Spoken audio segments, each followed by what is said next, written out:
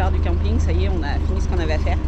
On était revenus pour se nettoyer parce qu'on était vraiment très sale. Et puis pour le bruit, on est dans un hôpital. Tous les pansements de l'accident, quand Kélian avait eu l'accident, on avait plein de pansements qui restaient, on les avait tous apportés ici.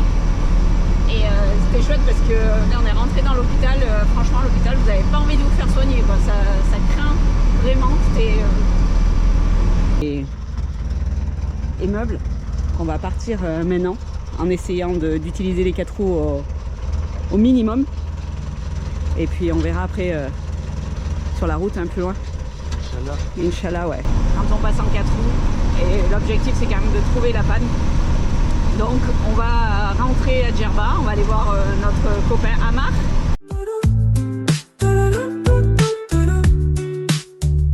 Notre famille ardéchoise sur la route. Ardèche me reparti à la découverte de monde. Viens avec Mehdi, Karine, Luca et Bully partager notre aventure avec un vieux camion qui roule à 50, qui roule à 50 km/h.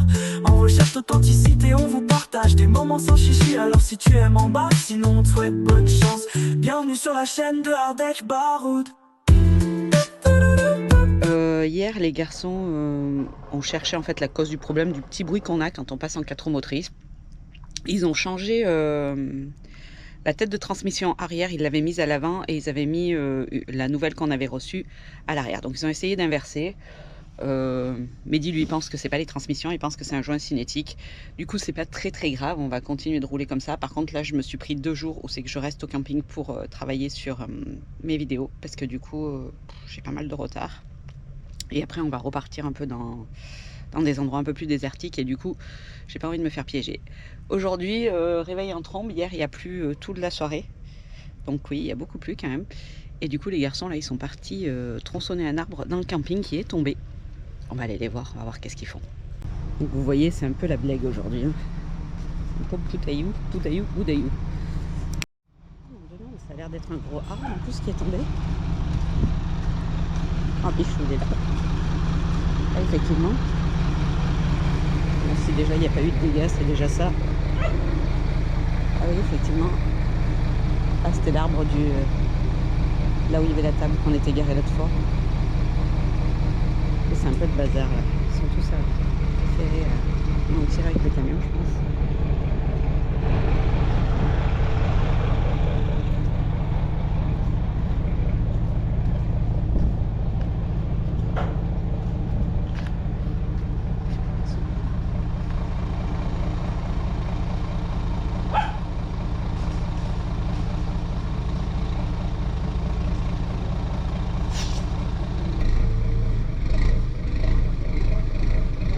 Sur le 4x4 aussi là-bas. Donc en fait ils vont le réenterrer. D'après ce que j'ai compris. Et ouais le sol est devenu meuble et du coup il est tombé. Et Lucas m'a dit qu'il l'avait vu hier tomber. Nebel viens là, viens. Viens Nebel, viens. Come on. Viens. Assis là. Assis. Assis-toi. Voilà, c'est bien. Tu restes là, c'est dangereux. Mehdi qui communique très bien en allemand avec les bébés.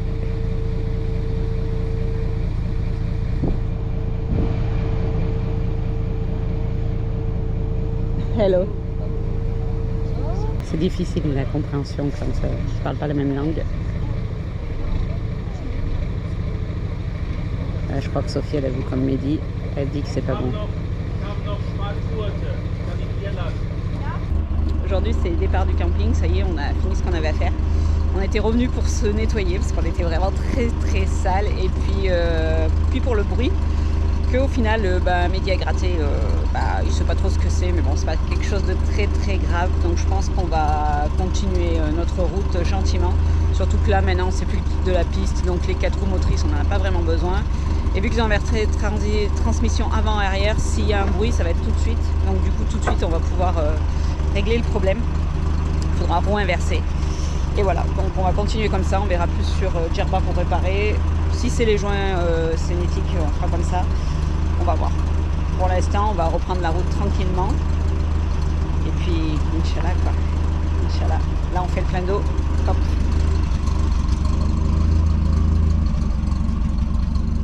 Vous voyez, ça passe toujours par ce pré-filtre en fait avant d'aller dans notre système de filtration pour boire l'eau. Donc voilà, ici c'est de l'eau propre au camping. C'est tout bon. Alors nous voilà sortis de la panade parce que c'était compliqué là. Il y avait des mariages et du coup, enfin bon, il y avait du monde de partout. On a réussi à sortir de là. Donc on a fait notre plein, on a refait les pressions des pneus. Du coup, niveau consommation, on a fait quoi? 35 litres. 35 litres pour 220 km de désert. C'est cohérent. On a un camion, on est lourd, c'est cohérent. Donc du coup, tout fonctionne bien. Là, on prend la route du Shot.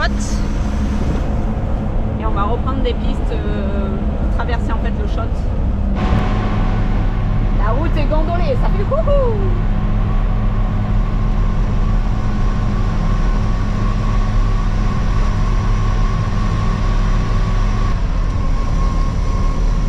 C'est pas dans ce cordon là qu'on était tombé en panne? C'est par là, je crois.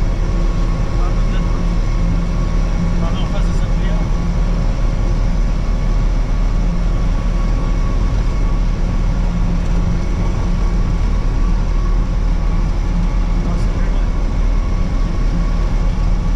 On se rapproche de l'endroit fatidique.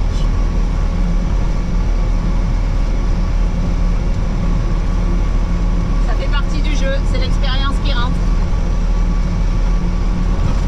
Et ça arrivera d'autres fois sûrement.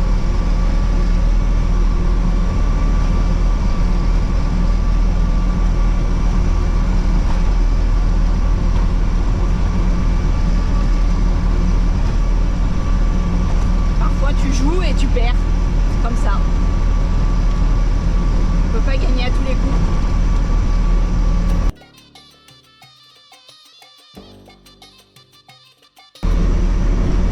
Le Shot.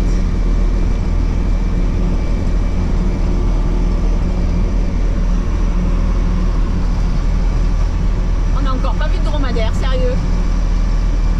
D'habitude, il y en a plein là sur cette route. Non, non, on fait quoi des dromadaires? Ils les ont bouffés ou quoi?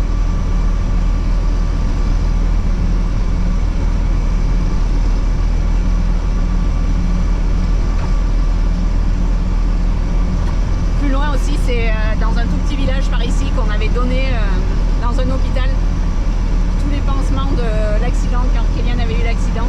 On avait plein de pansements qui restaient, on les avait tous apportés ici. Et c'était chouette parce que là on est rentré dans l'hôpital, franchement l'hôpital vous n'avez pas envie de vous faire soigner quoi. Ça craint vraiment, c'était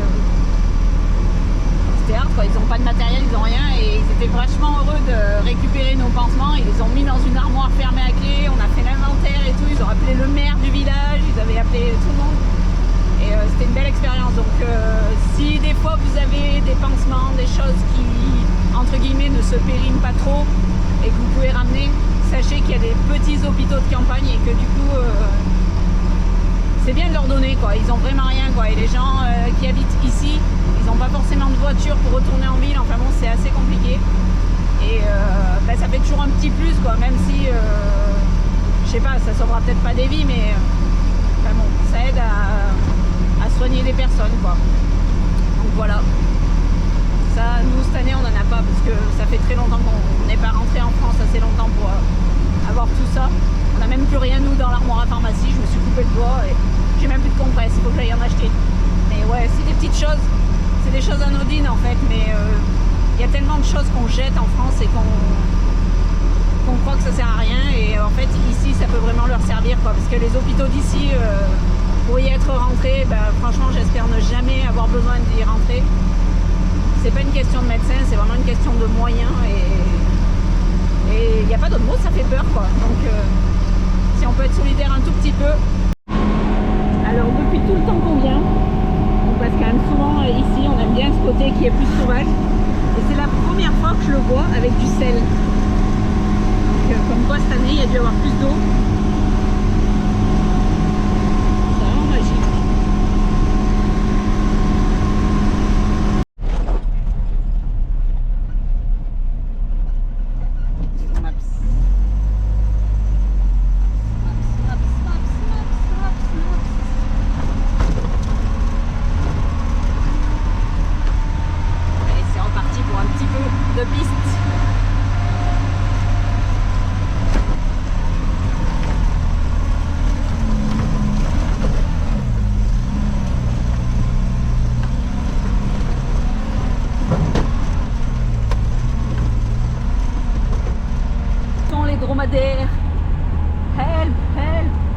il a mis un chiffon là pour se rappeler la route. C'est mieux le sable que les cailloux.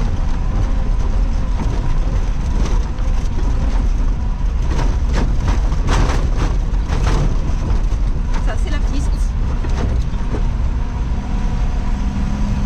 Ça on est un peu trop gonflé du coup.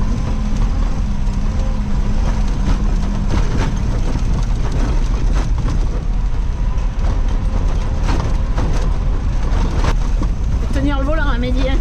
Et qu'à une main, ça te fait pas peur. C'est un dingue, ouais. Deux mains, c'est mieux quand même.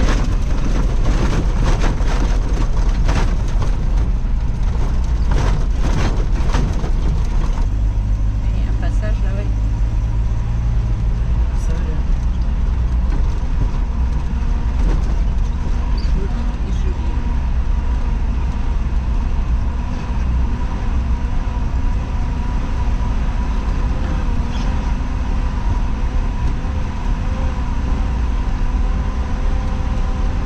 On va faire semblant de gazouiller passer. Attention, dans ce milieu, c'est mouillé. Mehdi, c'est un pisteur, il cherche toujours à savoir qui c'est qui est passé. Heureusement qu'il n'a pas le flair parce que sinon il mettrait son nez par terre pour savoir. Hein. Non, c'est une bonne idée. Il y a son passage aussi. Si personne avait passé en haut, c'est passé en centre. Regarde le bordel là. Après, il y en a qui font les zigotos aussi. Hein.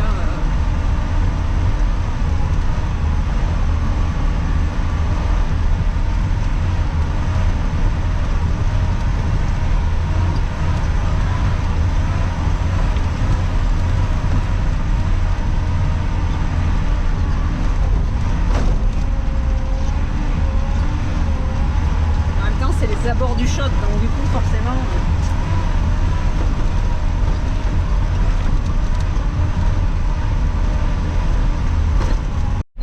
Quand même, on croise des copains.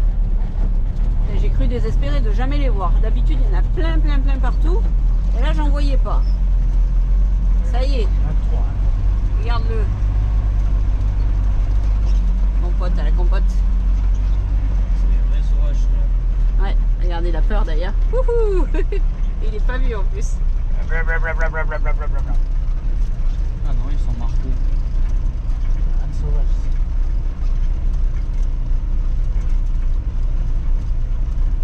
Ouais, mais ils sont pas entravés, je veux dire. Il y en a un autre là-bas. 23. Ah oui, il y en a un bord là.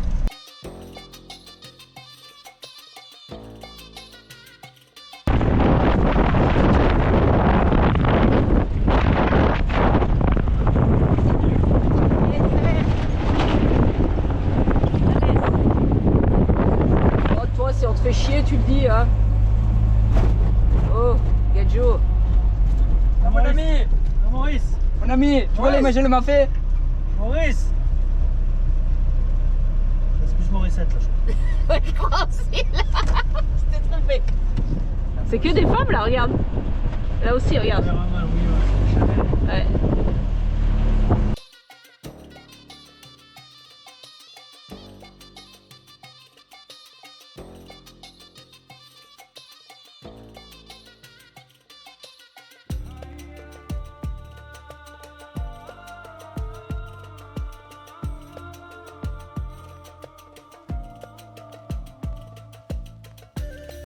Bon, le kiff total quand t'as un four. Ça, c'est mon kiff. Même s'il est vieux, mon four marche trop bien. Regardez ça. Un bon gratin de pommes de terre. Le kiff. Il a bien doré en plus. On va se régaler. Se faire un gratin de pommes de terre au milieu du désert, ça c'est chouette. Bon, quand on a été dans le Sahara, en fait, le sable était rentré tout là. Partout là sur le rebord de la fenêtre là, partout, ça bloquait même la fenêtre pour ouvrir. Du coup j'ai bien aspiré tout et tout, mais il y en a qui est tombé dans le rouleau là, vous savez quand on monte et qu'on descend. Et là on a refait un peu des pistes, vous voyez, il va falloir que je le démonte en fait parce que, vous voyez mon lit, c'est les résidus, c'est tout tombé là. C'est les joies du sable, surtout après une tempête de sable comme on a eu pour le nouvel an. C'est vraiment le bazar. Allez, mais avant de se coucher, hein, ménage.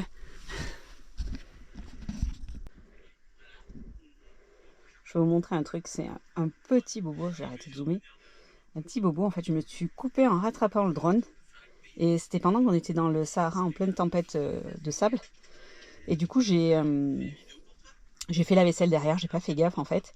Et ça s'était infecté grave. Donc du coup, quand Mehdi m'a dit prends un anti-inflammatoire pour diminuer le truc, ça m'avait shooté complet, je faisais que rigoler, ça faisait rire les copains, mais bon, je faisais que rigoler. Moi, je prends jamais de médoc. Puis depuis mon bypass, en fait, c'est pas conseillé de prendre des médocs. Donc du coup, j'avais pris un anti-inflammatoire qui pour moi a été très puissant. Et avant-hier, c'était de nouveau tout blanc, tout boursouflé. Je l'ai remis à tremper la nuit en fait dans une compresse avec du produit. Là, ça a l'air d'être à peu près bon. Mais le sable, ça s'infecte hyper vite derrière. Surtout le sable du Sahara qui était hyper fin. J'aurais jamais cru que ça s'infecte si vite. Comme quoi, il faut faire attention, les petits bobos, ça peut vite devenir grave. Bon voilà, on va quitter ce spot ce matin. Donc hier, on a traversé une piste en fait dans un désert qui est assez facile d'habitude. Sauf que nous, on avait que les 2 roues motrices et avec les tempêtes de ces derniers jours, en fait, ça a fait des bancs de sable qui sont vraiment très très mous. Surtout qu'on est passé vers 13h, 14h et du coup c'était très très mou. Même si c'est plutôt 14h, c'est plutôt 15h. C'était très très mou et du coup on était obligé de mettre les 4 roues motrices. Et le bruit qu'on a eu il y a quelques jours dans les dunes en fait, et ben là il est revenu et il s'est amplifié. Donc Mehdi a regardé, il ne sait pas trop est-ce que c'est la boîte de transfert, est-ce que c'est pas la boîte de transfert. On ne sait pas trop quoi en fait. Ah Mehdi, tu sais pas trop ce que c'est le bruit. T'as dit les joints cinétiques au départ? Je sais pas, peut-être la boîte de transfert. Ouais, on sait pas trop. Donc on va essayer de sortir de là. On est à 2 km de la route. On voit pas de point là, du coup on voit plus à l'horizon. On est à 2 km à peu près de la route, donc il nous reste cette piste là. Il est bonne heure, donc le sol est meuble. On va partir maintenant en essayant d'utiliser les 4 roues au minimum. Et puis on verra après sur la route un peu plus loin. Inch'Allah. Inch'Allah, ouais. Il y a des choses plus graves, hein, comme on dit. C'est pas le moteur, Mehdi, ça roule encore. C'est ta pire hantise, le moteur. Hein. Ouais. Si tu dis à tout le monde, bah c'est pas grave. C'est la pire, hein. C'est pas grave. Les gens ils te disent oh quand même t'as un bruit et tout, toi tu fais quoi? Ouais, il a froid le camion. Ouais, le camion il a froid. Mais il a fait très froid cette nuit, je pensais. Ce matin à 8h il faisait que 7 degrés donc. Il veut plus.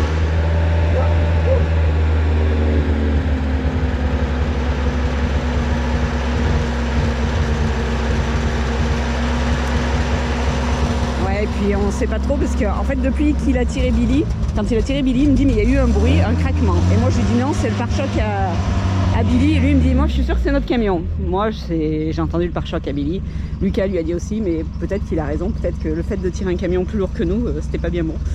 Donc du coup à suivre. À suivre Marcel.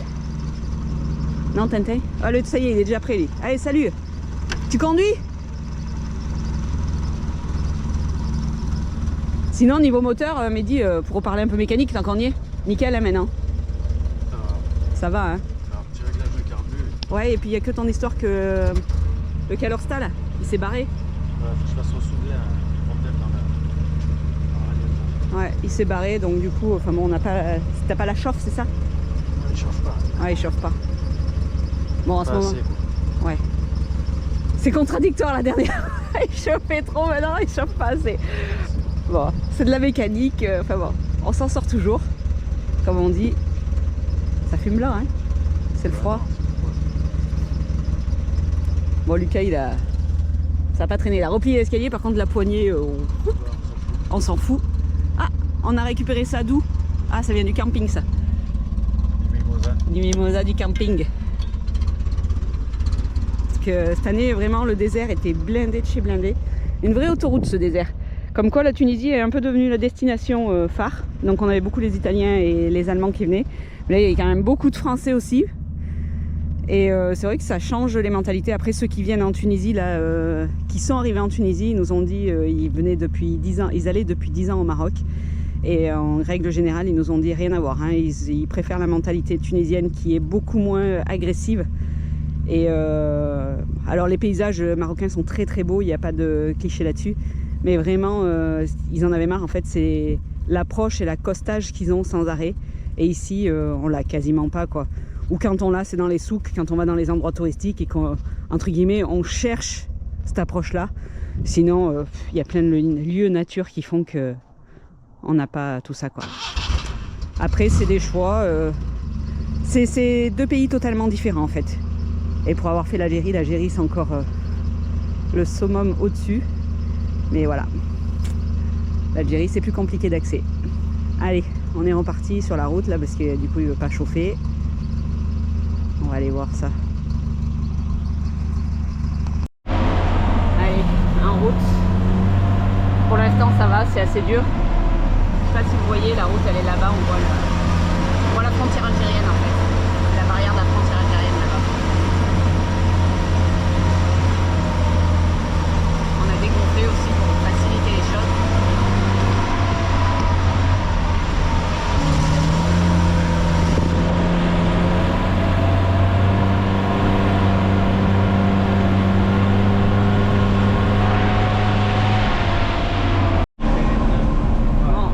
On est bien arrivé à la route. Vous voyez, là il y a la frontière juste là. En fait, ce que vous voyez, c'est la frontière algérienne là. Donc on est juste à côté.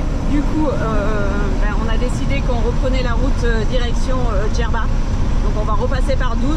On devait monter sur Tozeur et faire un tour sur Tozeur, Mides et tout.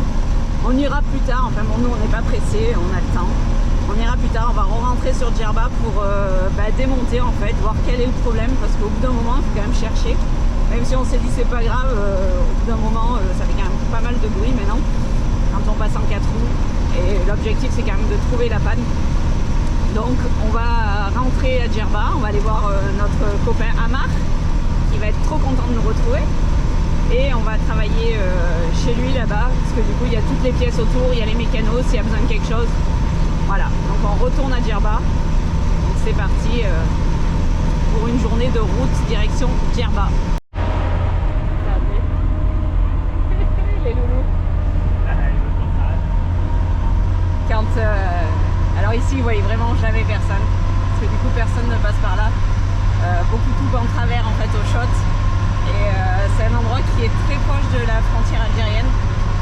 Du coup, il y a plein de postes militaires. Il y a même des campements militaires et tout. Et c'est par là qu'on avait donné à un hôpital en fait, tout ce qui était pansement et tout. Et les gens du coup ici ils sont super gentils, c'est-à-dire qu'ils font coucou et c'est génial. Par contre ouais, c'est vraiment isolé. Et on est en ville, il y a même du sable de partout. Mais il y a dû y avoir une grosse tempête quand même. Poste militaire là.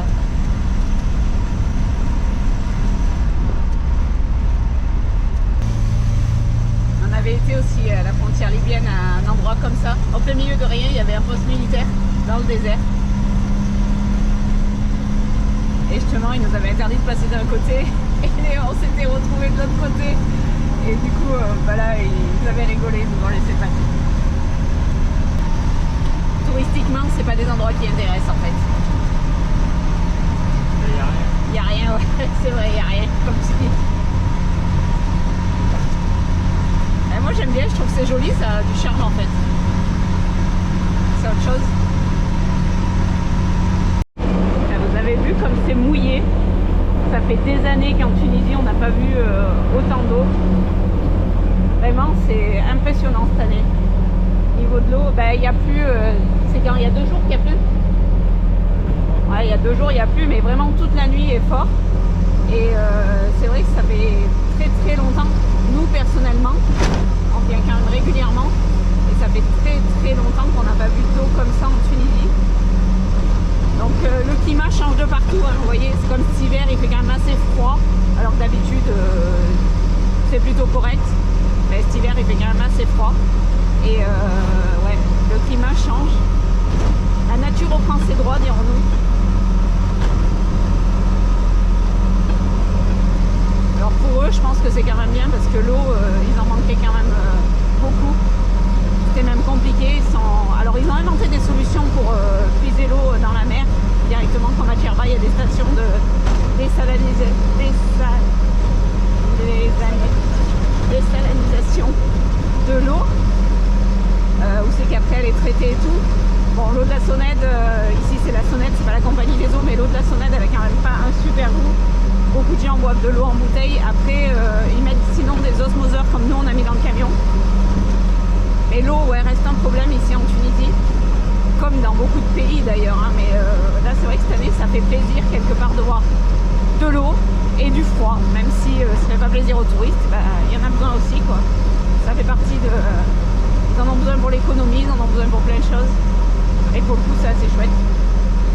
On arrive sur Matmata. Alors c'est un endroit qu'on aime beaucoup parce que c'est dans les montagnes et c'est très très beau.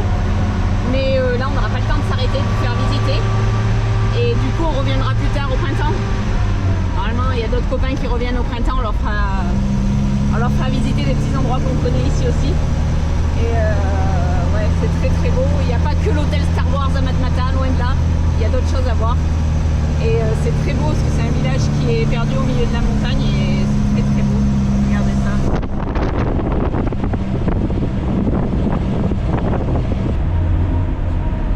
C'est pas ici qu'on était venu chercher des cornes de gazelle avec Lisa?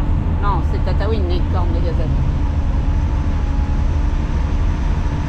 Alors Matmata, je crois que c'est là où tu as failli te faire écraser quand tu avais 3 ans. Aussi, il a failli mourir. Ouais, où tu as failli faire mourir Asdine. Parce que du coup, j'ai cru qu'il faisait un infarctus au milieu de la route, tellement la voiture s'est arrêtée près de toi. Non, il s'est arrêté près de la voiture s'est arrêtée. Oui. Lucas s'est arrêté près de la voiture, oui. Ah, les enfants. 2 secondes d'inattention et tout peut basculer. Ah, regardez ce grand dadé maintenant. Hein? Il nous fait d'autres bêtises, va. De traverser la route sans regarder. Bon, on s'est arrêté 2 secondes à Matmata pour récupérer du pain et prendre 2-3 boissons.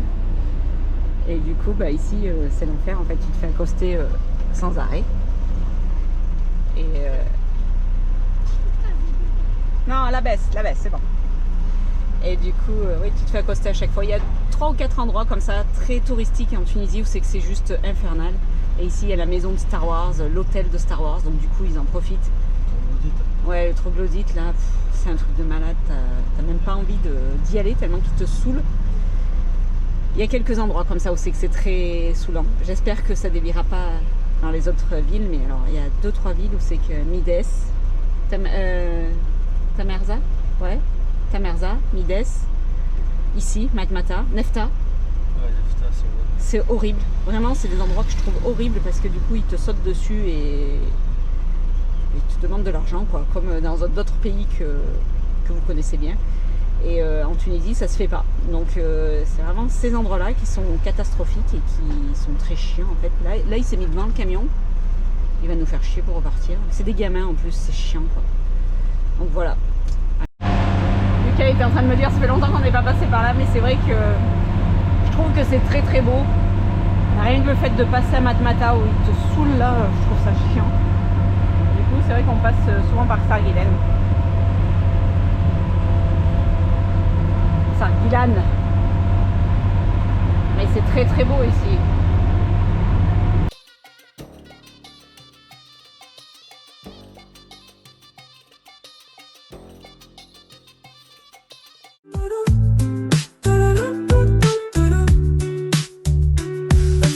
Des choix sur la route, Ardèche me reparti à la découverte de monde. Viens avec Mehdi, Karine, Luca et Bully, partager notre aventure avec un vieux camion qui roule à 50, qui roule à 50 km/h.